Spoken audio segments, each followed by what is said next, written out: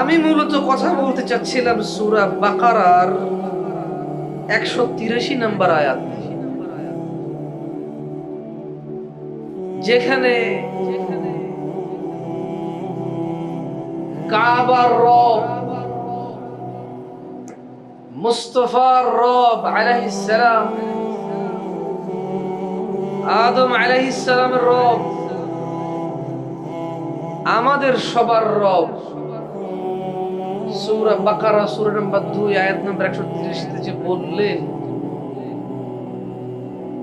রোজার বিষয়, যে ইয়া আইয়ুহাল্লাযীনা আমানু, মোটেও সবাইকে বলে নাই।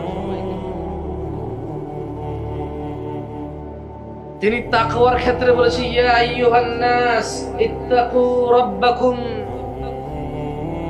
হে মানব সমাজ, হে মানুষেরা, হিন্দু বৌদ্ধ খ্রিস্টান নাস্তিক আস্তিক, ভালো মন্দ, ইমাম মুসল্লি, চোর ডাকাত, ব্যভিচারী নেশাখোর, জুয়ারি খুনি ডাকাত, সবাইকে বলছে ইয়া আইয়ুহান নাস, হে মানুষ, ইত্তাকু রাব্বাকুম, রবকে ভয় করো। কিন্তু রোজার বিষয় সবাইকে বলে নাই। রোজার বিষয় বলছে যে ইয়া আইয়ুহাল্লাযীনা আমানু, হে তোমরা যারা ঈমান এনেছো, কুতিবা আলাইকুমুস সিয়াম, তোমাদের উপরে রোজাকে ফরজ করলাম।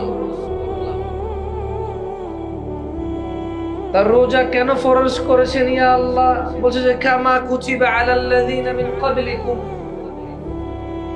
তোমাদের আগে যত নবী রাসূল আসছে সবার উপরে রোজা ফরজ ছিল, যেমন ঠিক তেমনি তোমাদের উপরে ফরজ করা হলো রোজাকে। কেন? ইয়া আল্লাহ, আপনি তাকওয়ার ক্ষেত্রে বললেন যে ইয়া আইয়ুহান নাস, হে মানুষ, ইত্তাকু রাব্বাকুম, রবকে ভয় করো। ইয়া আল্লাহ, আপনি রোজার ক্ষেত্রে কেন বললেন ইয়া আইয়ুহাল্লাযীনা আমানু, হে ঈমানদার যারা ঈমান আনছো তারা রোজা রাখো? কেন? আল্লাহ বললেন যে লাআল্লাকুম তাত্তাকুন, যাতে তোমরা আল্লাহ ভীতি অর্জন করতে পারো। তাহলে একটা কনক্লুশনে আমরা আসছি, রোজা কেন মুমিনের উপরে ফরজ।